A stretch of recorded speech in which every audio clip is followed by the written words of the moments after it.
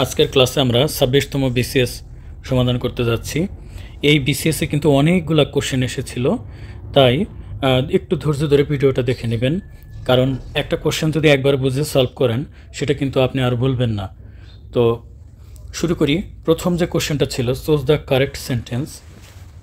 এখানে এভরিবডি দিয়ে সেন্টেন্স দেওয়া। তো এভরি যুক্ত শব্দগুলো যেমন এভরিথিং, এভরিবডি, এভরিওয়ান ইত্যাদি যদি থাকে সেটা কিন্তু সিঙ্গুলার সাবজেক্ট হিসাবে ব্যবহৃত হয়। সুতরাং এখানে হ্যাভ ব্যবহার হয়েছে, হবে না, আর হবে না। তারপরে হ্যাজ হইতে পারে, হ্যাজ হইতে পারে, কিন্তু হ্যাজের পরে এখানে ওয়েন্ট লেখছে। আমরা জানি যে হ্যাভ যদি থাকে, হ্যাজ যদি থাকে, হ্যাড যদি থাকে, এরপরে যদি কোনো ভার্ব থাকে ভার্বের থার্ড স্টেজ হয়। সো ওয়েন্ট তো এখানে থার্ড স্টেজ নয়, সুতরাং এটা হবে না। রাইট অ্যান্সার হবে এই গ নাম্বারটা। Choose the correct sentence.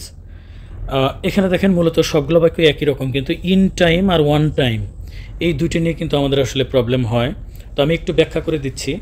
In time মানে হচ্ছে একটু হেরফের হতে পারে টাইমের। কীরকম হেরফের? যেমন ধরেন আপনার ক্লাস সকাল 10টায়, এখন 10টার পরে যদি 10:05 যান তাহলে কিন্তু ইন টাইম হবে না। কিন্তু আপনি যদি 9:50 যান, ইন টাইম। আপনি যদি 9:55 যান, ইন টাইম। আপনি যদি 9:45 যান, ইন টাইম। তাহলে ইন টাইম মানে হচ্ছে যে আপনার সময়টা যেন মিসিং না হয়, বাট একটু আগে হলেও সমস্যা নেই। কিন্তু ওয়ান টাইম মানে একদম 10টায় বলতে একদম 10টাই, 1 মিনিট কম বেশি না, সেটাকে আমরা বলি ওয়ান টাইম। তাহলে ট্রেন কিন্তু ইন টাইম না দিয়ে আমরা ট্রেনকে ওয়ান টাইম বলবো, একদম এক্স্যাক্ট সময় যেটা করে চলে। তো আমাদের দেশে ট্রেন যদিও ওয়ান টাইম চলে না, কিন্তু বিদেশে কিন্তু একদম 10টা মানে 10টাই, 1 মিনিটও কম বেশি না। তো সেক্ষেত্রে এই যে the train is running one time, এটা ব্যবহার করবেন। Choose the correct preposition. ইন্টারেস্টের পর ইন বসে, হ্যাঁ, কোনো ব্যাখ্যা করার দরকার নাই, মনে রাখবেন। Interest in music, interest in something, কোনো কিছুতে আগ্রহ থাকা, ইন্টারেস্ট আমরা ইন ব্যবহার করি। লুক ফরওয়ার্ড টু, আমাদের শূন্যস্থান পূরণ আমরা ব্যবহার করব। তো এটা কিন্তু এর আগে আমি সলভ করেছি। যদি লুক ফরওয়ার্ড টু থাকে, লুক ফরওয়ার্ড টু, তারপর আর কি বলেন তো, উইথ এ ভিউ টু, তারপরে হচ্ছে গেট বা গট ইউজ টু, তারপরে হচ্ছে বি ভার্ব, তারপরে ইউজ টু, বি ভার্ব বলতে অ্যাম, ইজ, আর এগুলো, তারপরে ইউজ টু, তারপরে হচ্ছে হেল্প, তারপরে মাইন্ড। এরকম অনেকগুলো ফ্রেজ বা ওয়ার্ড আছে যেগুলোর পরে ভার্বের সাথে কি হয়, আইএনজি। এটা আমাদের প্যাসিভ ভয়েস করতে বলছে, who will do the work. তো হু দিয়ে যদি কোনো থাকে ইন্টারোগেটিভ সেন্টেন্সে প্যাসিভ ভয়েস করতে হয়, তাহলে শুরুতে কি বসে, বাই হোম বসে। আমরা কিন্তু একদম সাথে সাথে এটা অ্যান্সার করতে পারবো। সো এখানে এটা হবে না, এখানেও হবে না, এটাও হবে না। এই যে বাই হোম, এটা হবে রাইট অ্যান্সার। তো এটা তো আপনি যদি গ্রামার একটু উইক হন সেই ক্ষেত্রে আপনি এভাবে করবেন। আর যদি গ্রামার বুঝে বুঝে করতে চান তাহলে আমি একটু হেল্প করতেছি। তো এটা রাফ হলো, যেমন হু আছে, তাই না? হুর জায়গায় যদি করিম থাকতো তাহলে আপনি কিভাবে করতেন? করিম উইল, ধরেন বাক্যটা এভাবে আছে, করিম উইল ডু দ্য ওয়ার্ক। এটার ভয়েস চেঞ্জ কেমন হবে বলেন তো? তাহলে দ্য ওয়ার্ক সামনে নিয়ে আসবেন, সেই ক্ষেত্রে এটার ভয়েস চেঞ্জ কিন্তু কী হবে, দ্য ওয়ার্ক এবং উইল ফিউচার টেন্স, তাহলে will be, the work will be মূল ভার্বের past participle done, will be done by কি লিখতেন, করিম, তাই না? এই যে করিম লাস্টে বসতো, এই করিমটা এইভাবে করতেন। তাহলে এখন করিম না থেকে যদি হু থাকে, হ্যাঁ, তাহলে হু থাকলে কি করবেন, একদম সেম। তাহলে the work will be done by, Karim তো না, যদি হু থাকে তাহলে বাই হু। এখন বাই হু তো হয় না, হুর অবজেক্ট ফর্ম হলো হোম, তাহলে বাই হোম বসে, হুর অবজেক্ট ফর্ম কি, হোম। তাহলে the work will done by whom. কিন্তু যে বাই হোমটা আমাদের কি করতে হয় বলেন তো? বাই হোমটা একদম সামনে বসাতে হয় আমাদের। তো এখন তাহলে কি হবে, তাহলে বাই হোম সামনে বসবে, আর বাদ বাকিটুকু আপনি বসাবেন। তাহলে by home the work will be done. তাহলে বাই, শুধু এই যে বাই হোমটা আমি সামনে নিয়ে গেলাম। এখন আরেকটা জিনিস বোঝার আছে, বাই হোম এই বাক্যটাতে ইন্টারোগেটিভ, তাই না? তাহলে উইলটা আমরা এখানে ব্যবহার না করে আমরা জানি ইন্টারোগেটিভ সেন্টেন্সে সাহায্যকারী ভার্ব সামনে চলে যায়, সাবজেক্টের সামনে চলে যায়। তাহলে এইখানে আসবে উইল, অর্থাৎ উইলটা এখানেও হবে না। তাহলে এটার অ্যান্সার কেমন হবে? এটার অ্যান্সার হবে by home the work, by home উইলটা সামনে আসবে আর কি, sorry, by home will the work be done, লাস্টে প্রশ্নবোধক চিহ্ন। সো এটা হবে right answer. Choose the correct sentence. এখানে কিন্তু আসলে সবগুলো সেন্টেন্সই একই রকম। এই যে বিফোর আছে, তো বিফোর বা আফটার থাকলে, বিফোর শব্দের অর্থ কি? পূর্বে। তাহলে পূর্বে কোন টেন্স বসে? আমরা পূর্বে সাধারণত আমরা যদি বিফোর থাকে তার মানে পূর্বে, তো পূর্বে আমাদের পাস্ট পারফেক্ট টেন্স বসে, পারফেক্ট। আবার যদি আফটার থাকে, আফটার মানে কি? পরে। তাহলে পরে কি বসাইতে হয়? পাস্ট পারফেক্ট টেন্স বসাইতে হয়। এটা আপনারা বিগত সালগুলো আমি এগুলো বিস্তারিত আলাপ করেছি, এখানে শর্টকাট করতেছি। সো বিফোর যেহেতু আছে তার আগে আমাদের পাস্ট পারফেক্ট হবে, তাহলে এটা তো পাস্ট পারফেক্ট হইল না। তারপরে হ্যাড লুকড, এই যে এটা কিন্তু past perfect, had looked for good doctor before. এবং পরে কি হয়? পরের অংশ কিন্তু পাস্ট ইনডিফিনিট হয়। তাহলে যে মিট, MWT, এটা হলো প্রেজেন্ট, আর MWE জায়গায় একটা ই, তাহলে মেট, এটা পাস্ট। তাহলে যেটা হবে right answer.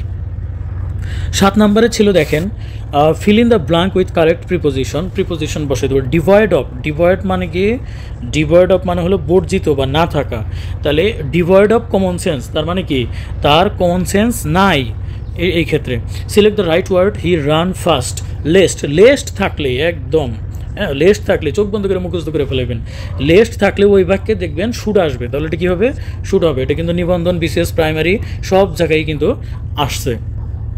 The Arabian night, আচ্ছা অ্যারাবিয়ান নাইট বলতে কিন্তু নাইটস বহু রাতকে বোঝায় না, এটা আসলে একটা বই, একটা বই, জাস্ট নামটা হলো অ্যারাবিয়ান নাইটস। তো একটা বই যদি বোঝায় তাহলে অবশ্যই কী হবে? সিঙ্গুলার ভার্ব বসাবো। The Arabian nights is still a great favourite, এই ইজটা আমরা ব্যবহার করবো। Choose the correct preposition, look dash the case. আচ্ছা, এই যে লুক তারপরে ড্যাশ দ্য কেস, এই যে কেস না, কেস মানে তদন্ত। এখন পুলিশ কি করে জানেন? পুলিশ একজন মানুষ তদন্ত করার সময় একজন মানুষের ভিতরে দুইটা জিনিস খোঁজে। এক, সে অপরাধী কিনা। দুই, সে নিষ্পাপ কিনা। নিষ্পাপ মানে সে পাপী না, তাহলে তাকে ধরা যাবে না।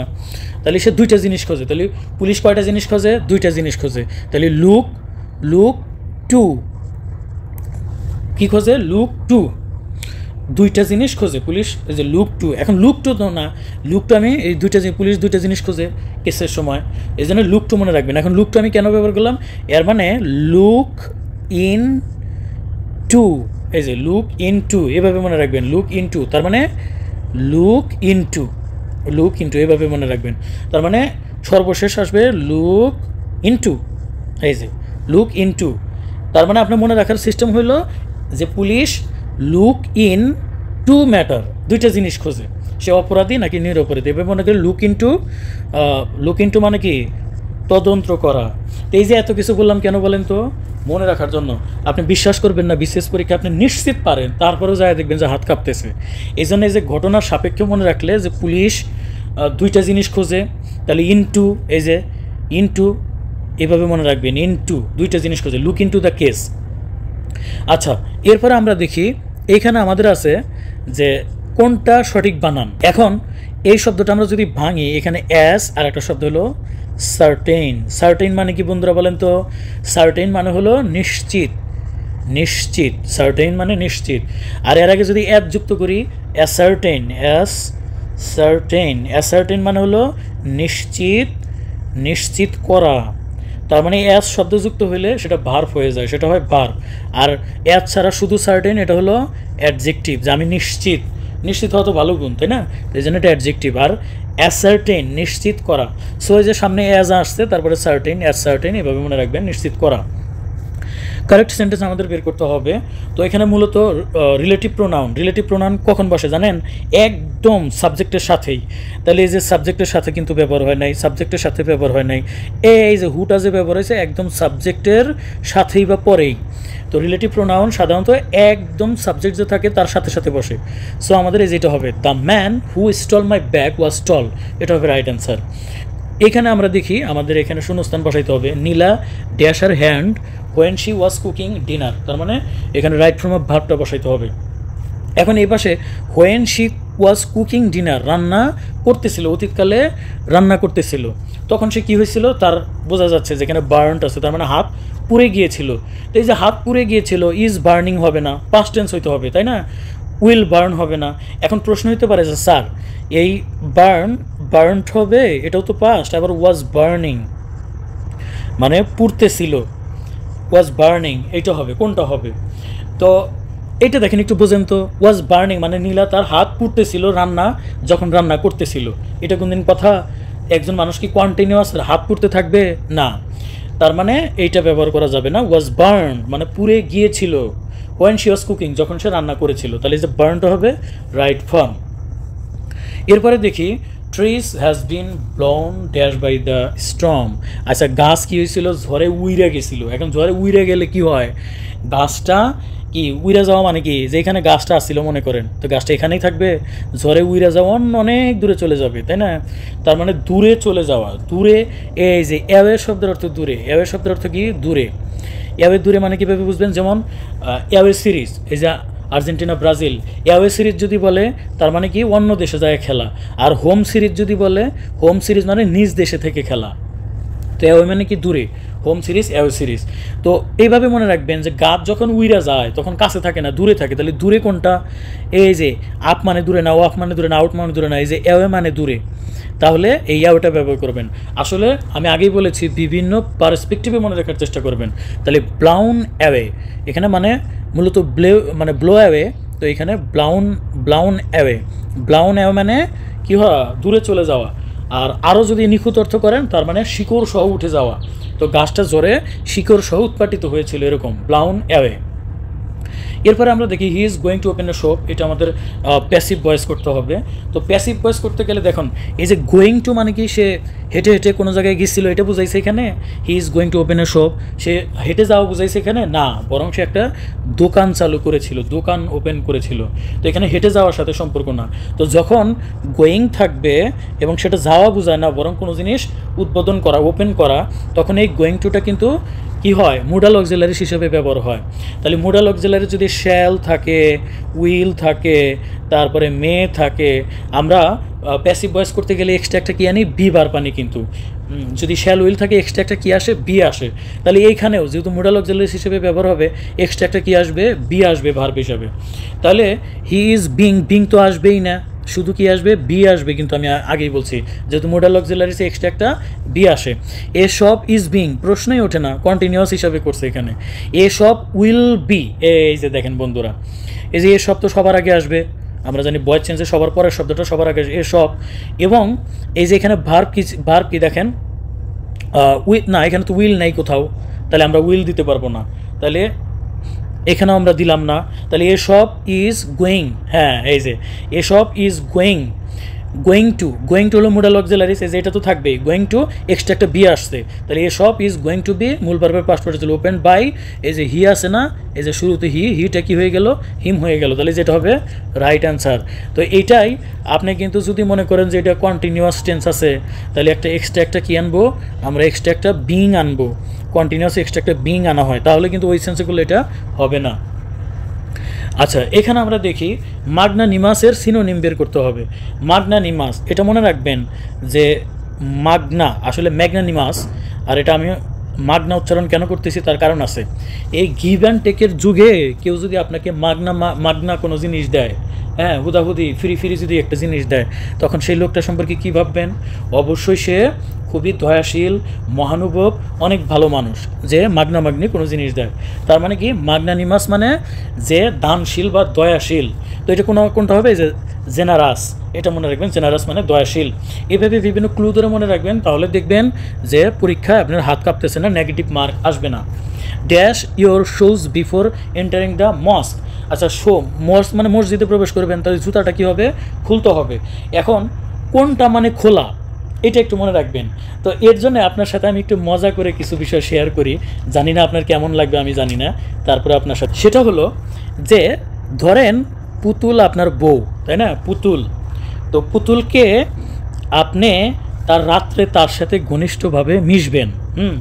তো ঘনিষ্ঠভাবে মিশবেন, এখন তাকে সরাসরি বলা যাচ্ছে না যে আজকে রাইতে তোমার সাথে ঘনিষ্ঠভাবে মিশবো। ধরেন বাড়িতে আরও অনেক লোক আছে, তাকে বলা যাচ্ছে না। তখন আপনি বলেন পুতুল বাতি অফ। আপনি এই কথাটা বলেন যে পুতুল বাতি অফ। তার মানে কি? এর মানে বোঝা গেল পুতুল বুঝবে যে আজকে রাত্রে, সরি আমি আবারও সরি বলে নিচ্ছি, পুতুল বুঝে ফেলবে আজকে রাত্রে জামা খুলতে হবে। কাজেই জামা খুলতে হবে, তাহলে ভারী জামা, টাইট ফিট জামা পরে সে শুবে না। তো এই যে পুতুল বাতি অফ, এরকম যদি বলেন তার মানে কি জামা খোলা। জামা খোলা না, আসলে জামা খুলবে, মোজা থাকলে মোজা খুলবে, যে কোনো জিনিস দেহে থাকলে সবই খুলে ফেলবে। তার মানে এখান থেকে আপনি মনে রাখবেন পুট অফ যদি হয় তার মানে হলো খুলে ফেলা, যে কোনো জিনিস খুলে ফেলা। তো পুতুল বাতি অফ তার মানে পুতুল থেকে পুট, পুট অফ মানে খুলে ফেলো, জামা খোলো, মোজা খোলো, যে কোনো জিনিস থাকলে গায়ে থেকে খুলে ফেলো। হ্যাঁ, তো এভাবে মনে রাখবেন পুট অফ মানে হচ্ছে খুলে ফেলা। তাহলে পুট অফ ইয়োর শো মানে তোমার জুতা কি করবা, জুতা খুলবা মসজিদে ঢোকার আগে। আচ্ছা, এখান থেকে আমরা আরেকটা জিনিস মনে রাখি, সেটা হলো পুট, আমি যদি বলি পুতুল বাতি অন, আমি যদি বলি পুতুল মানে ওয়াইফকে বললাম পুতুল বাতি ওয়ান, বাতি ওয়ান মানে কি, বাতি ওয়ান মানে তাহলে জামা, জামা, জামা আরও পরা, বুঝতে পারতেছে যে মানে এটা একটা সংকেত, গোপন সংকেত। পুতুল বাতি ওয়ান, বাতি ওয়ান থাকলে বোঝা গেছে যে আজকে রাত্রে ঘনিষ্ঠভাবে মিশবেন আমার হাজব্যান্ড, কাজে আমাকে জামা খুলতে হবে না, উল্টা আমি জামা পরে ঘুমাবো আজকে। তো পুট, আমরা যদি বলি পুট অন, পুট অন মানে পরিধান করা, পরিধান করা বা পরা, তাহলে পুট অন মানে হলো পরা বা পরিধান করা। এভাবে গল্পের আকারে, হিংসের আকারে, ক্লু আকারে মনে রাখবেন, তাহলে আশা করি বিসিএস বা পরীক্ষা হাত কাঁপবে না, নাহলে নেগেটিভ মার্ক কিন্তু চলে আসতে পারে। এবার আমরা এখানে দেখি ড্যাশ অ্যারেস্টেড ইফ, এই যে ইফ যুক্ত কন্ডিশনাল, তাই না? এটা কিন্তু আমি আগের বিশেষগুলোতে অনেক কথা বলেছি, আজকে বেশি কথা বলবো না। এখানে আছে ইফ, দেখেন তারপরে কি আছে যে হি, সাবজেক্ট আছে, তারপরে কি আছে হেড আছে, তারপরে কি আছে মূল ভার্বের পাস্ট পার্টিসিপল আছে। তাহলে ইফের পরে যদি পাস্ট পারফেক্ট হয়, এটা কিন্তু পাস্ট পারফেক্ট, ইফের পর পাস্ট পারফেক্ট হলে অপর পাশে কি হয়, অপর পাশে কিন্তু পারফেক্ট কন্ডিশনাল হয়। পারফেক্ট কন্ডিশনে কি হয়, উড হ্যাভ বসে, কি বসে, উড হ্যাভ বসে, এবং উড হ্যাভ যদি বসে, হ্যাভ যেহেতু আছে তাহলে মূল ভার্বের হ্যাভের পর কি বসে, হ্যাভ হ্যাজ সেটার পর মূল ভার্বের ভিতরে বসে। কাজে উড হ্যাভ কোথায় ব্যবহার করছে, এখানে ব্যবহার করে না, এখানে ব্যবহার করে না, এখানে ব্যবহার করে না, এইখানে করেছে, দেখেন উড হ্যাভ ব্যবহার করেছে। এবং মূল ভার্ব মানে এখানে বি ভার্ব ছিল, বি ভার্ব মানে অ্যাম, ইজ, আর, এগুলোর পাস্ট পার্টিসিপল কিন্তু বিন হয়, কাজে এটা হবে রাইট অ্যান্সার। এখানে দেখেন এটাও আমাদের তাহলে এই শূন্যস্থান পূরণ করতে হবে, দেখেই বুঝতে পারতেছি। 2 of the children have to sleep in one bed, মানে 2 দুইজন, অফ দ্য চিলড্রেন অনেকজন শিশুর মধ্যে দুইজন শিশু হ্যাভ টু স্লিপ তাদের বাধ্য হয়ে ঘুমাইতে হয় ওয়ান বেড, মানে দুইজন শিশুকে, অনেকগুলো শিশুর ভিতরে দুইজন শিশুকে একটা বেডে ঘুমাইতে হয়। বাট কিন্তু তার মানে বাকিটুকু অপোজিট, একটা বেডে ঘুমাইতে হয় দুজনকে, তাহলে অপোজিট কি হবে, তাহলে আলাদা আলাদা বিছানায় ঘুমায় বাকিরা, অপোজিট হবে। তাহলে এই যে এখানে দেবো আমরা সেপারেট। আমি আগেই বলেছি একটু দ্রুত করবো আজকের ক্লাসে, যেহেতু এই বিসিএসে 39টার মতো কোশ্চেন আমাকে সলভ করতে হবে, অনেক কোশ্চেন এসেছিল এই বিসিএস ইংলিশ থেকে। The Democratic parties candidate defeat in small hours of the morning, হ্যাঁ সকালে, ডিফিট মানে কি পরাজয়, ডেমোক্রেটিক পার্টি পরাজয় কি করেছিল, কনসেন্টেন্ট অনুমোদন করেছিল পরাজয়, তো অনুমোদন করা তো বোঝায় না, অ্যাগ্রিড সম্মতি হয়েছিল পরাজয়, এটা অ্যাগ্রিডও হয় না, গ্রান্টেড, গ্রান্ট মানে যে সাধারণত বড়, যেমন এই যে প্রিন্সিপাল গ্রান্ট করে, অনুমোদন দেয়, মঞ্জুর করে, তো এটাও হবে না। এই যে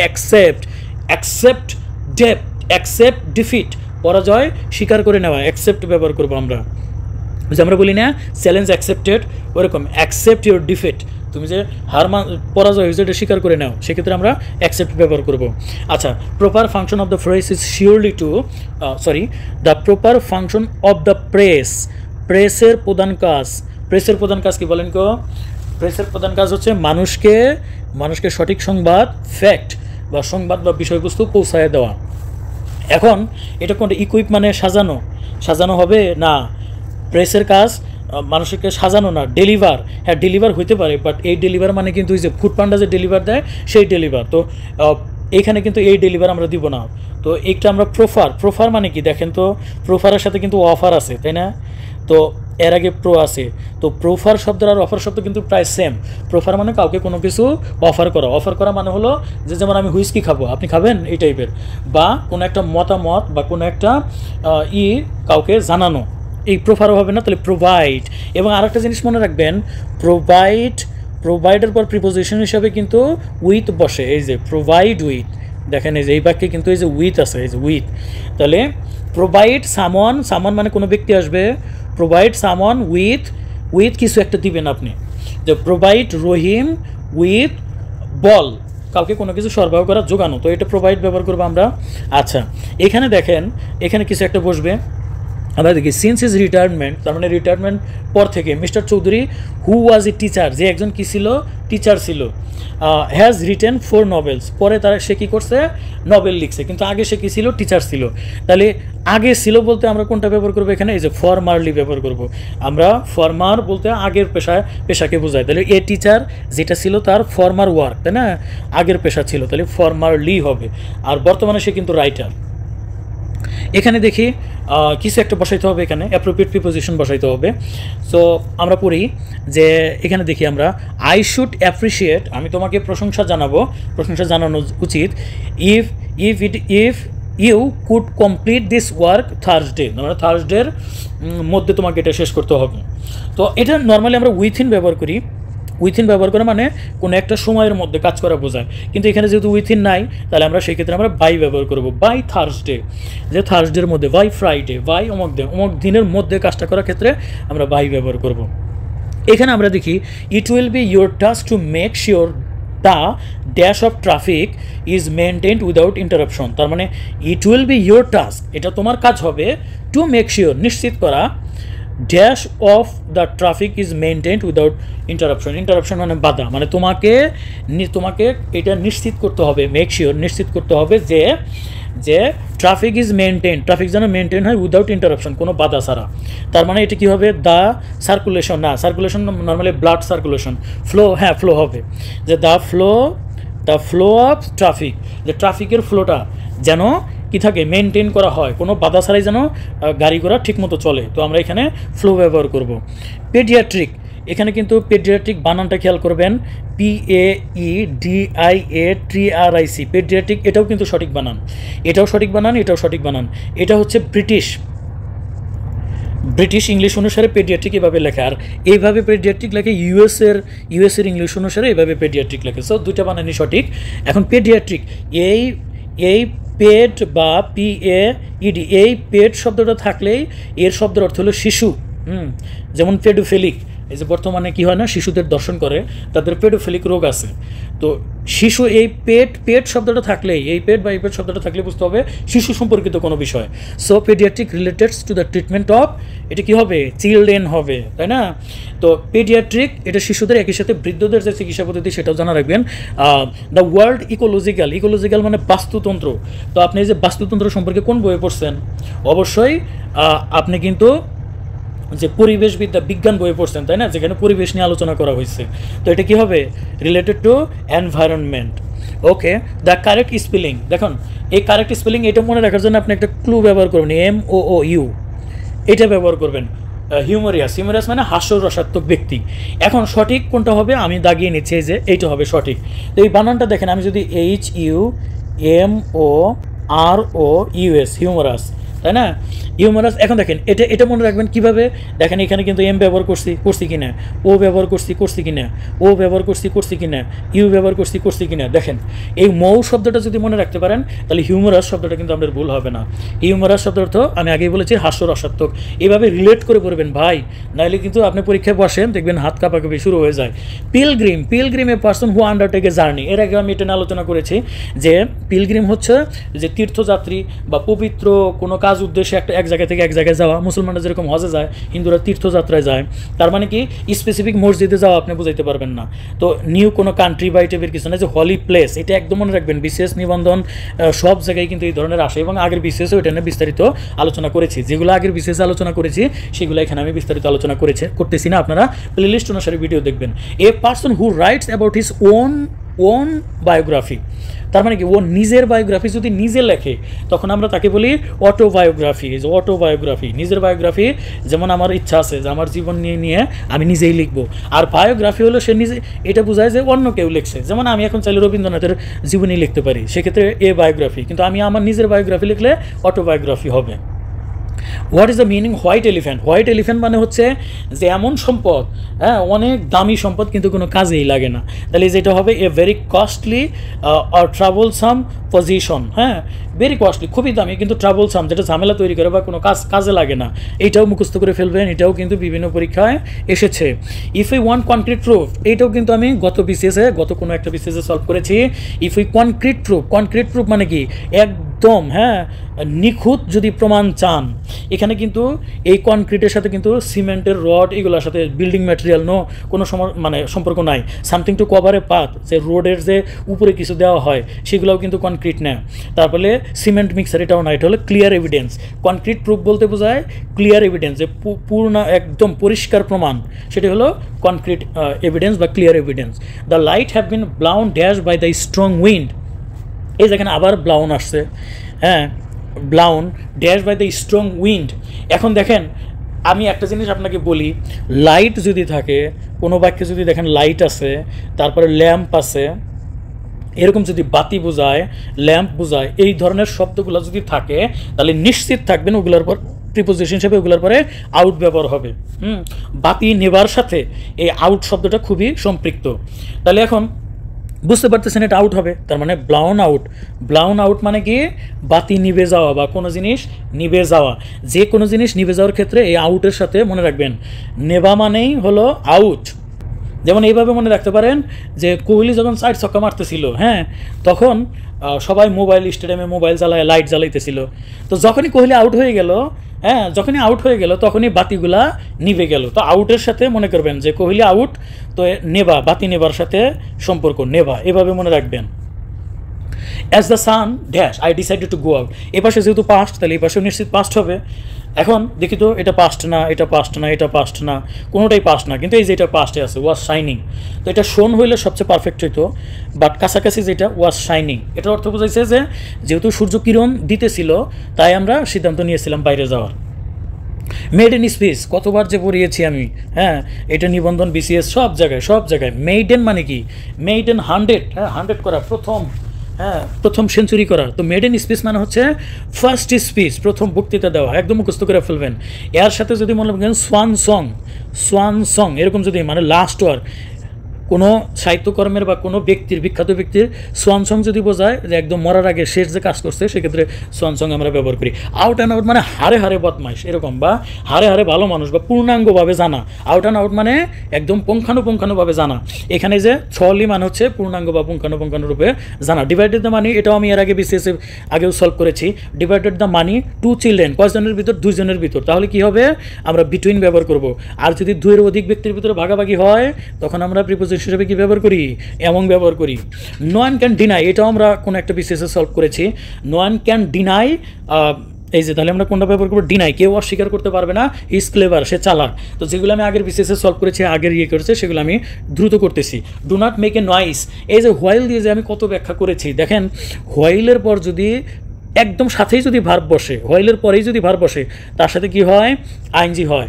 আবার হোয়াইলের পর যদি সাবজেক্ট বসে, তারপরে যদি ভার্ব বসে, তাহলে কি হয়, তাহলে কিন্তু কন্টিনিউয়াস ফরম্যাট বসে। সেটা প্রেজেন্ট কন্টিনিউয়াস হইতে পারে, পাস্ট কন্টিনিউয়াস হইতে পারে। এখন থেকে do not make a noise, এটা প্রেজেন্ট টেন্স, কাজেই আমরা এখানে while as a your father, তাহলে হোয়াইলের পর কিন্তু এখানে কি আছে, সাবজেক্ট আছে, তাহলে আমাকে এখানে একটা কন্টিনিউয়াস আনতে হবে। কোন কন্টিনিউয়াস আনবো, প্রেজেন্ট কন্টিনিউয়াস। কেন, এই যে পাশে প্রেজেন্ট দেওয়া, তাহলে প্রেজেন্ট কন্টিনিউয়াসের কি হয়, এম, ইজ, আর, তারপরে ভার্বের সাথে আইএনজি। তাহলে এখানে কোনটা আছে, যে ইজ স্লিপিং, এটা হবে রাইট অ্যান্সার। গ্যাব আপ, এই যে আপ আছে না, আপ একটা প্রিপোজিশন। যে কোনো প্রিপোজিশন বন্ধু মনে রাখবেন, যে কোনো প্রিপোজিশনের পরেই যদি ভার্ব থাকে তার সাথে কি হয়, আইএনজি হয়। সুতরাং এই যে প্লেইং, গ্যাব আপ মানে ত্যাগ করা, তার মানে যখন সে বিয়ে করছে তখন সে ফুটবল খেলা বাদ দিয়ে দিছে।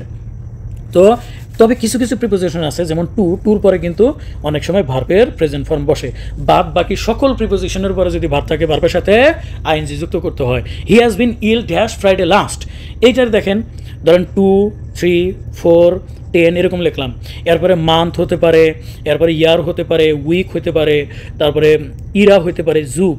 তো এরকম যদি সংখ্যা থাকে এরকম, এরপরে যদি মাস, দিন, বছর যদি উল্লেখ থাকে, তাহলে এই যে for 2 month, for 3 years, for 4 hours বা 4 উইক, ফর 4 ইরা, মানে ফর 10 ইরা, 10 যুগ। তাহলে আমরা দেখি সংখ্যা এবং তারপরে যদি কোনো মাস, দিন উল্লেখ থাকে তার আগে আমরা ফর ব্যবহার করি। আমরা জানি যে প্রেজেন্ট পারফেক্ট কন্টিনিউয়াস বা প্রেজেন্ট পারফেক্টে ফর বসে অথবা সিন্স বসে। তাহলে যেহেতু এখানে কোনো সংখ্যা উল্লেখ নাই, তাই না, আর আবার সংখ্যার পরে এখানে কোনো মাস দিন এগুলো উল্লেখ নাই, তাহলে এখানে ফর বসবে না, আর ফর আমাদের এখানে দেওয়াও নাই, বাকি আছে কি সেন্স, তাহলে কিন্তু এই সেন্সটা হবে। তো একটু দ্রুত করলাম বন্ধুরা, জানি না আপনাদের প্রবলেম হলো কি না, প্রবলেম হলে কমেন্টে জানাবেন। 39টা আজকে কিন্তু 39টা আসছিল, সরি 40টা আসছিল এই বিসিএসে, তাহলে বুঝেন ইংলিশের কি অবস্থা। এই 40টা যে পারছে সে কিন্তু আসলে সে প্রিলিমিনারিতে পাস করে গেছিলো। তো অধিকাংশ ক্ষেত্রে ইংলিশে যদি আমরা ভালো করতে পারি, ম্যাথে যদি ভালো করতে পারি, তাহলে কিন্তু আমরা প্রিলিমিনারিতে পাস করে ফেলবো। তো thank you so much for your subscribe, follow, share, comment and like. হ্যাঁ, অনেক অনেক মন থেকে আপনাদেরকে ধন্যবাদ আমার এই কাজের জন্য, যেভাবে আপনারা subscribe, follow, share, comment, like করেন বা করতেছেন তার জন্য, এবং আমার জন্য দোয়া করবেন আমি যেন কন্টিনিউয়াস আপনাদের জন্য টিউটোরিয়াল তৈরি করে যেতে পারি। আসসালামু আলাইকুম।